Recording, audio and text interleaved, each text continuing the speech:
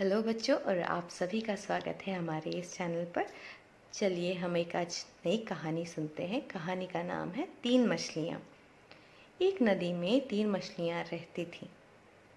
यद्यपि उन मछलियों में बहुत अच्छी दोस्ती थी, लेकिन जिंदगी को लेकर उन सब का नज़रिया अलग अलग था।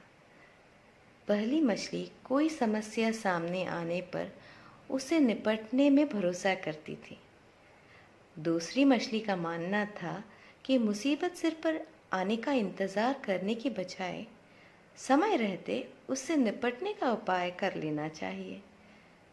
तीसरी मछली का मानना था कि प्रयास करने से कुछ नहीं होता, होता वही है जो भाग्य में लिखा होता है। एक दिन तीनों मछलियां नदी में तैर रही थीं।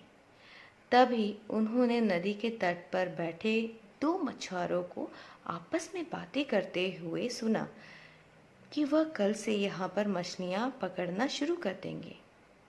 मछुआरों की बात सुनकर दूसरी मछली ने अपनी सहेलियों से कहा, सहेलियों, मैं समझती हूँ कि हमें यह जगह छोड़कर किसी सुरक्षित जगह पर चले जाना चाहिए।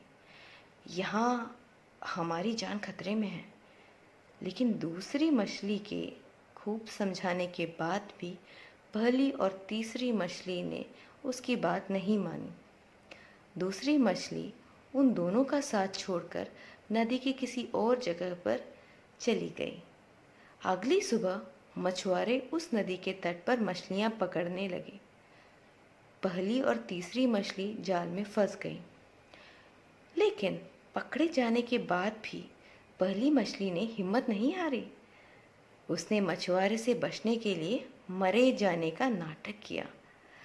उसे मरा हुआ समझकर मछुआरों ने उसे फिर से नदी में फेंक दिया, क्योंकि मरी हुई मछली अच्छी नहीं होती। पहली मछली तुरंत वहां से भाग निकली। उधर तीसरी मछली ने जाल में पकड़े जाते ही जीवन की आस छोड़ दी और स्वयं को कोसने लगी।